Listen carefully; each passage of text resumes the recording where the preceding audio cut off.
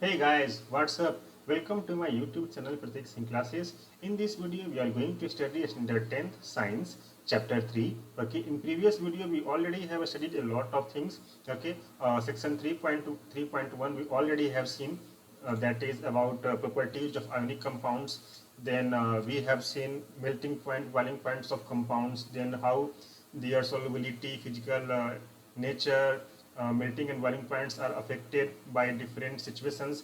Today we will start from section 3.4, that is occurrence of metals. Okay. Before I start my today's video, I request you all please subscribe my channel.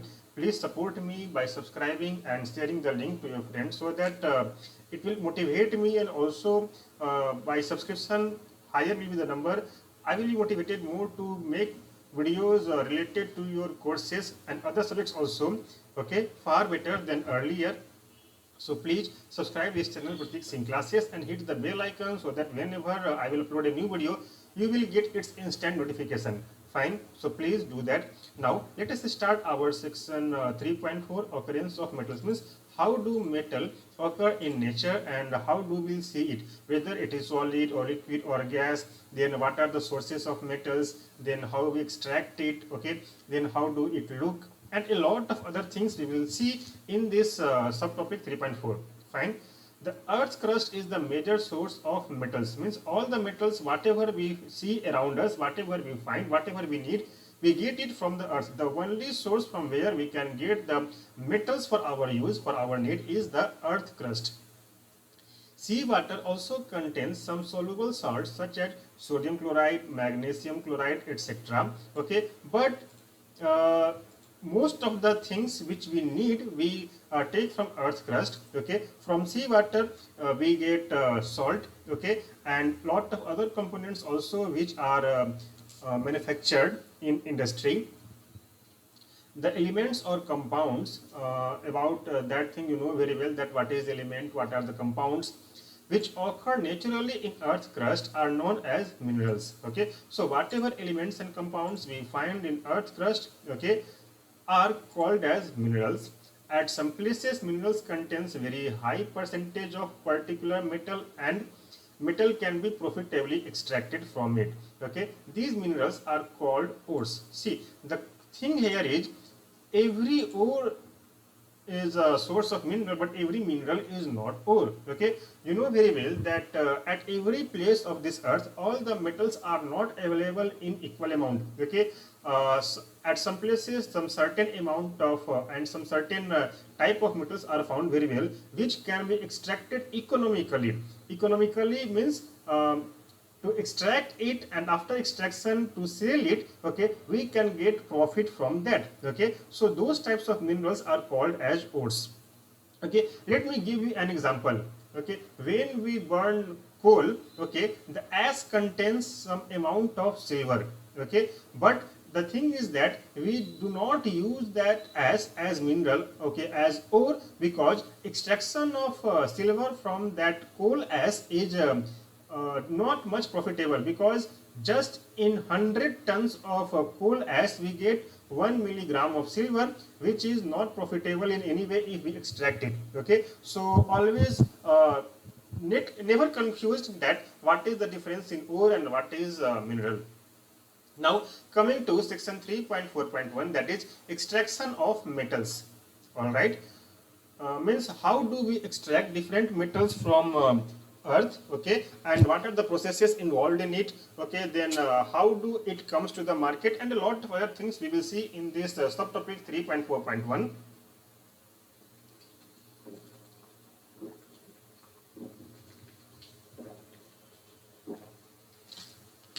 All right, sorry, you have learned about the reactivity series of metals. Okay, we already have seen in the same chapter in the previous video that what are the reactivity of metals, and then what are the different phenomena to find out the reactivity among different metals, which is high reactive, which is lesser reactive. Having this knowledge, you can easily understand how a metal is extracted from its ore. Okay, the thing is that suppose you have three different metals x, y, z. Okay, higher will be the reactivity, it will be tougher to extract that element from its ore. Lesser reactive the element will be, it will be better and highly profitable to extract it from its ore. Okay. How does it happen? We will see this in the same video later. Some metals are found in Earth's crust in free state, like gold, silver, tungsten. Okay, so it is very easily available from its ore form, or it is easily extracted because it is available in the free state. Free state means it is not present in any compound form. Okay, some are found in the form of their compounds. Okay, the metals at the bottom of activity series are least reactive and they are often found in free state. Okay, least reactive will be the metal. Okay, the chances to get this into free state will be very high. Okay, and those metals which are found in free state, it is very easy for us to extract it from its ore. For some examples are given here. Gold, silver, platinum and copper are found in the free state. Okay, here the question also arises is, if gold and silver or platinum or copper are available in free state, okay, then why these metals are very costly? The thing is that its availability, it is not available as other metals are available. Like the amount of iron or aluminium available in the earth's crust is far higher than that of gold or silver, and also the demand of gold and silver is very high. That's why it's even though production cost is not like that of iron or copper, but because of its availability in earth's crust, okay, it and also its demand, its cost is high. Copper and silver are also found in combined state as their sulfide and ores. Okay, so here we will see that how they are formed in how they are found in pure state, okay, or sulfide state or oxide states. Okay, copper sulfide or copper oxide, likewise silver oxide, silver sulfide. Okay, and a lot of other ores we will see here. The metals at the top of activity series, such as potassium, sodium, calcium, magnesium, aluminium, okay, are so reactive that they are never found in their in the nature as in free elements, as in free state. Okay, so it is very tough for us to extract them. Okay, and in the previous video we have seen that potassium and sodium, they are never kept open, because once they get any source of oxygen, they catch fire. Even we cannot dip them into water, because once they catch oxygen, they catch fire. Okay, that is why sodium and potassium are always kept inside, dipped in kerosene oil. Okay, here in this figure 3.9, the reactivity series is given, or activity series. Okay, as you can see here, the highest reactive element is potassium, then sodium, calcium, magnesium, aluminum. Okay, then at the top bottom we have silver and gold, which is least reactive, so they are found in their native state. Okay, the metals in the middle of the activity series, okay, as given in this table, zinc, iron, lead, copper, etc., okay, are moderately reactive. Okay, means they are not as much reactive as sodium, potassium, but they are more reactive than silver or gold. Okay, so they are called as moderate reactive. They are found in earth crust mainly as oxides, sulfides and carbonates. Okay, so we will have zinc sulfide or zinc oxide or zinc carbonate, okay, as a mineral or as ores. You will find that the ores of many metals are oxides. Okay, and whatever oxide ore we have, okay, most of the oxide ores are being reduced with carbon to get pure metal. Okay, but there are some exceptions also, we will see later. Okay, this is because oxygen is very reactive element and is very abundant on earth, even though we have just 21% of oxygen. Okay, but its availability is very high for the metals to get reacted to it. Okay, and they react under different circumstances. Okay, like very high temperature, less temperature, at presence of light, or even in dark. Okay, and a lot of other phenomena. Subsequently we will see all those things. Thus On the basis of reactivity, we can group the metals into three categories, okay, as metals of low reactivity, as you can see at the bottom, then metals of medium reactivity, as you can see here, zinc, iron, lead, copper, okay, and then metals of high reactivity as given in the series: potassium, sodium, calcium, magnesium, aluminum, okay. We cannot reduce aluminum from carbon, because aluminum is more reactive than carbon. It will oxidize carbon itself, okay. So there are a lot of other things you will see here, so keep watching this video till the end. It is going to be very interesting. All right, different techniques are used for obtaining metals falling in each category, okay.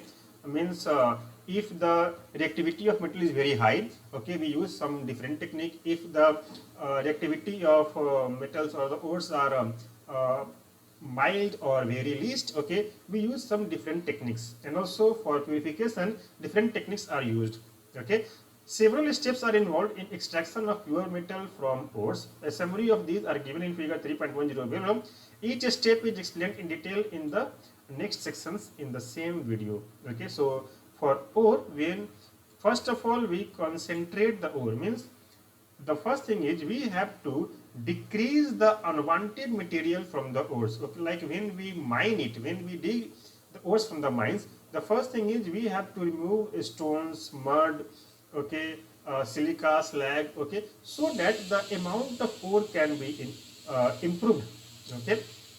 So that is called as concentration of ore, okay. Then first, metals of high reactivity, okay, are being electrolyzed in molten ore, and then from there we get pure metal, okay. So this is for high reactive metals, okay. Then those metals which are least reactive or which are mildly reactive or moderate reactive, okay. So metals of medium reactivity, okay. So if they are carbonate ore, then we use calcination process, and if they are sulfide ore, we use roasting process. And after calcination or roasting both, we use we get oxide of metal, again that is reduced and we get reduction. Then purification of metals has to be done. Then if suppose we have metals of least reactivity like silver or gold, or then we have, if we have sulfide ores, we roast them, then from roasting we get metal, and from that metal we refine it to 99.99% pure, okay. Now here comes section 3.4.2, that is enrichment of ores. Enrichment means to increase the amount of wanted material, okay, or decrease the amount of unwanted material from the given ore, from the ore found, okay.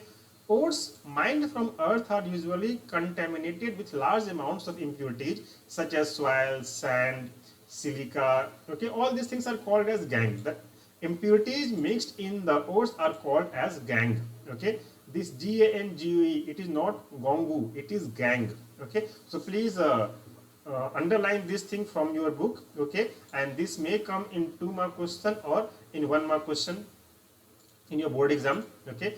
The impurities must be removed from the ore prior to the extraction of metal. Before we extract the metal from the ores, we have to remove these impurities, and the processes used for removing the gangue from the ores are based on differences between the physical and chemical properties of gangue and the ore, okay. Then different separation techniques are given here. The first one, that is extraction of metal in low activity series, okay. Section 3.4.3, metals low in the activity series are very unreactive, okay. That means they can be found in pure natural state. The oxides of these metals can be reduced to metals by just heating alone. So when we heat it, okay, the oxide comes out in the form of carbon dioxide, okay, and we get pure metal in the molten form, and then we have to cast it in different forms, okay. For example, cinnabar, okay, that is HGS, okay. Cinnabar is an ore of mercury, okay. Mercury's symbol is Hg and its Latin name is hydrargyrum, okay. When it is heated in air, see here the term heated in air means when this HGS ore is kept in furnace, the furnace wall one side is open, or the topmost of the furnace is open, so that air supply is full there. Okay, heating in air means full supply of oxygen. Okay, it is first converted into mercuric oxide. Okay, and then mercuric oxide is reduced to mercury on further heating. So what really happens here is it is given in the form of equation. So let me delete this thing. Okay, so here is the complete balanced equation is given, okay, with state also. So we have Cinebar HGS, okay, in solid form plus oxygen in gaseous form, and when it is heated it makes mercuric oxide, okay, and sulfur dioxide. This sulfur dioxide is in gaseous form, comes out of the chimney. Then again this mercuric oxide is when heated it makes mercury in liquid form and oxygen gas, and again this oxygen gas which has come out, it is trapped and again used to mixed with mercuric sulfide, okay, and extract HGO from that. Okay, so the oxygen which we get in second process is again used in the next step in first process. Okay, similarly copper which is found in found as Cu2s, cupric sulfide, in nature can be obtained from its ore by just heating it in the air. Okay, just a minute. So here you have a balanced chemical equation. 2Cu2s plus 3O2 plus heat makes 2Cu2O plus SO2, and again 2Cu2O plus 2Cus makes 6Cu plus SO2. Okay, so as you can see here, Cu2s and oxygen when it is mixed and heated, okay, here when we say plus 3O2, that doesn't mean that with the copper sulfide we are mixing oxygen. It is just like we heat copper sulfide Cu2s in open chamber, in open air, so that it takes oxygen from the environment itself, okay, and then it convert into Cu2O and SO2 gas comes out from there. Okay, in any industry there is nothing called as waste. Whenever we have this SO2, it is again used as to make something else. Okay, then again in the first process what we get Cu2O is mixed with Cu2s, means again the new mineral is mixed with this, and when it is heated it makes copper and sulfur dioxide gas comes out of it.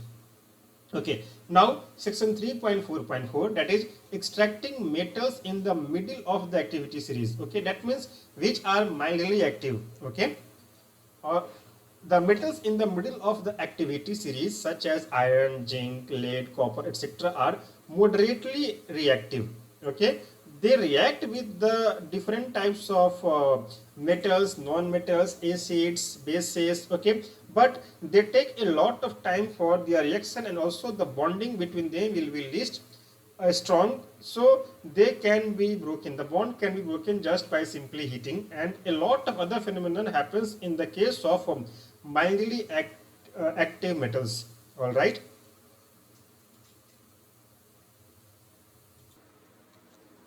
Okay, now coming to the next. They are usually present as sulfides or carbonates in nature, and it is easily obtained, okay, just by heating it, okay, in presence of excess amount of oxygen. Okay, it is easier to obtain a metal from its oxide as compared to the sulfides or carbonates. Okay, fine. Therefore, prior to reduction, the metal sulfides and carbonates must be converted into metal oxides. Okay, metal oxides are very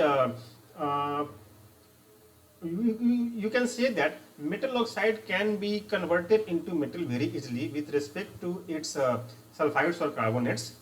The sulfide ores are converted into oxides by heating strongly in the presence of excess air. Whenever in chemistry and especially in metallurgy, okay, the science which deals with the extraction of metals are called as metallurgy. Okay, whenever in metallurgy science, when you read the word excess of air, that means in open chamber it is being heated, or when it is heated it is kept open so that it will contact with the atmospheric air and react with them. This process is known as roasting. Okay, roasting, it is just like you might have eaten roasted chicken, or you might have eaten paratha. Okay, what is the difference in paratha and puri? The thing is that when we keep puri into the oil, it goes out of the contact of oxygen, but paratha, when we heat it over the tawa, okay, one side of it comes in contact with air, the upper layer and the lower layer with the heat and oil. Okay, so there it comes in contact with full amount of air, and that is called as roasting. Okay, the carbonate ores are changed into oxides by heating strongly in limited air. Okay, limited air means the air supply is limited. Okay, it is just like we keep those ores into the furnace and close the furnace from all the sides. So the air initially trapped, only those airs gives the oxygen for the chemical reaction when it is heated. So whenever we heat any mineral strongly in limited presence of air, then that process is called as calcination. Calcination means heating the ore in a limited amount of air or limited amount of oxygen. The chemical reaction that takes place during roasting and calcination of zinc ore is given below. So you can see here 2ZnS plus 3O2. Okay, it makes ZnO plus 2SO2. This is the complete balanced equation given here. About balancing the equation, we already have seen in the first chapter's video. And calcination. So here you can see in calcination ZnCO3.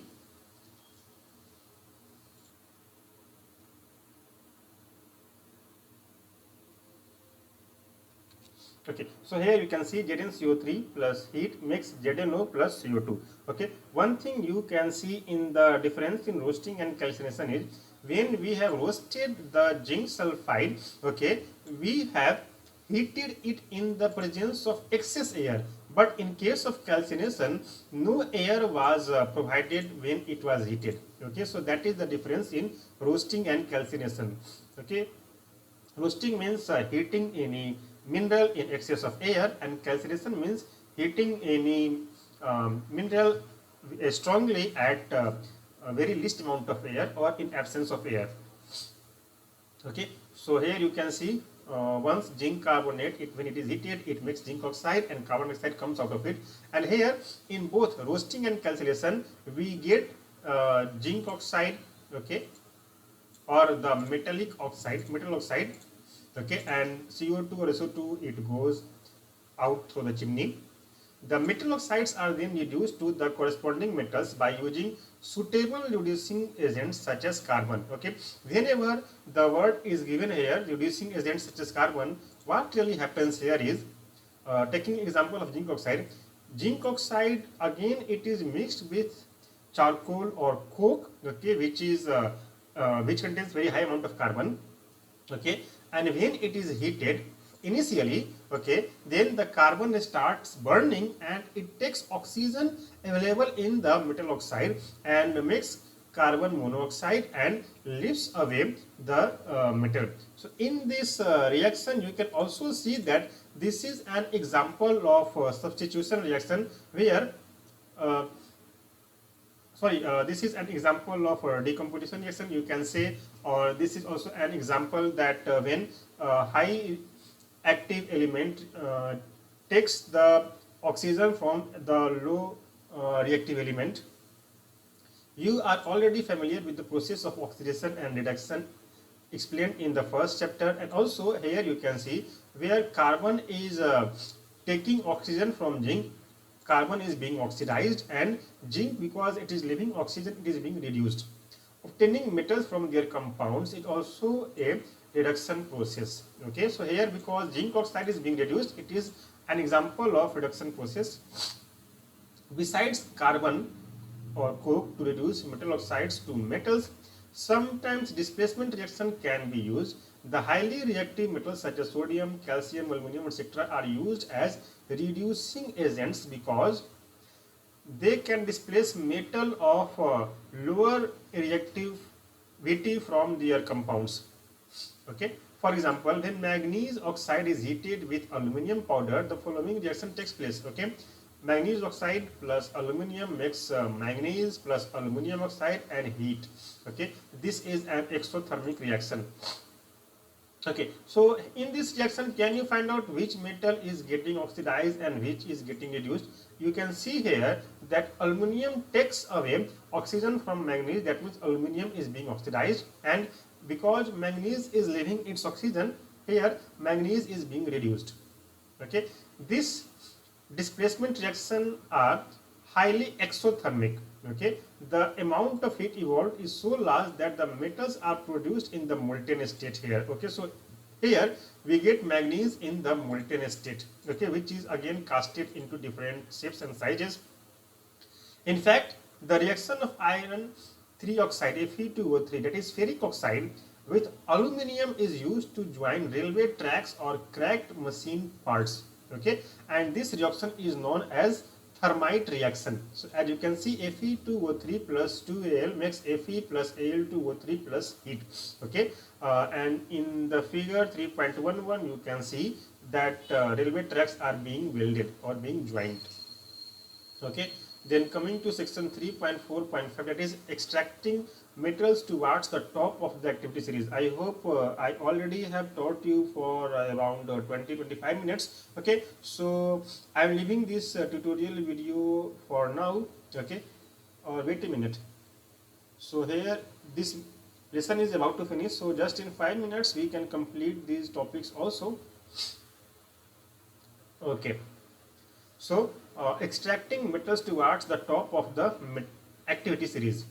The metals high up in reactivity series are very reactive, like potassium, the highest reactive element, then sodium, and a lot of other things which you have seen earlier in the table given earlier. That they cannot be obtained from their compounds just by heating with carbon. Okay, because they will catch fire. Okay, and nothing can happen there. For example, carbon cannot reduce the oxides of sodium, magnesium, calcium, aluminum, etc.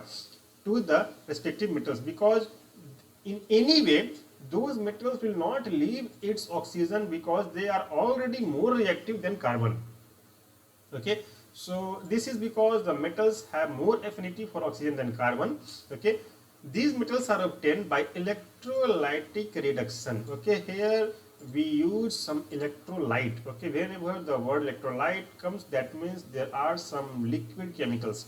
For example, sodium, magnesium and calcium are obtained by the electrolysis of their molten chlorides. Okay, and also electrolyte means their electricity is being used in some way. Okay, the metals are deposited at the cathode or negatively charged electrodes, whereas the chlorine is liberated at the anode or the positively charged electrode, and the reaction is given here. So as you can see here, a lot of exchange of ions are happening. So at cathode we get Na plus electron, or it makes sodium atom. Okay, so sodium ion, after taking electron, it converts into sodium metal, and at anode, okay, we have 2Cl minus. Okay, it makes Cl2 plus 2 electrons comes out from it. Okay, so each electron again go to two new sodium atoms to convert that into sodium element. Okay, similarly aluminum is obtained by electrolytic reduction of aluminum oxide. Now coming to refining of metals, means even after getting the metals, okay, after this lot of processes, the metal contains some amount of impurities, so we have to refine them, okay, to get the impurities as high as possible. The metals produced by various reduction processes described above are not very pure. They contain some impurities which may be removed to obtain pure metals. Okay, purity up to the mark 99.99%. We cannot have a metal having 100% purity. The most widely used method for refining impure metals are electrolytic refining. Okay, and in electrolytic refining we get almost 99, more than 99% pure metals, but not 100%. Okay, the method of electrolytic refining. Many metals such as copper, zinc, tin, nickel, silver, gold are refined, etc. are refined electrolytically, as you can see here in this figure 3.12. Okay, in this process the impure metal is made the anode. Okay, that means positively charged. Okay, and a thin strip of pure metal is made as cathode. Okay, so here you can see in figure 3.12 about anode and a cathode. The anode is the extracted metal and cathode is super fine, super refined metal or super pure metal. Okay, a solution of the metal salt is used as an electrolyte. Okay, means copper sulfate, whatever metal we use, mostly we use the sulfate of that metal. The apparatus is set up as shown in the figure here. On passing the current through the electrolyte, what happens here is pure metal from the anode, okay, it dissolves in the electrolyte and it will go towards the cathode and stick there. Okay, an equivalent amount of pure metal from the electrolyte is deposited on the cathode. The soluble impurities go into the solution and falls down in the form of PPT, whereas the insoluble impurities settle down to the bottom, okay, of the anode and known as anode mud. Okay, now next topic is corrosion, and I hope uh, we have just two more topics. Okay, so I have to go to do some my personal work, so I am leaving it here. In section 3.5 corrosion we will study in our next video. Okay, till my next video, take care of yourself, and also I request you all to please support me by subscribing my channel and liking the video. So till next video, take care of yourself. Bye bye.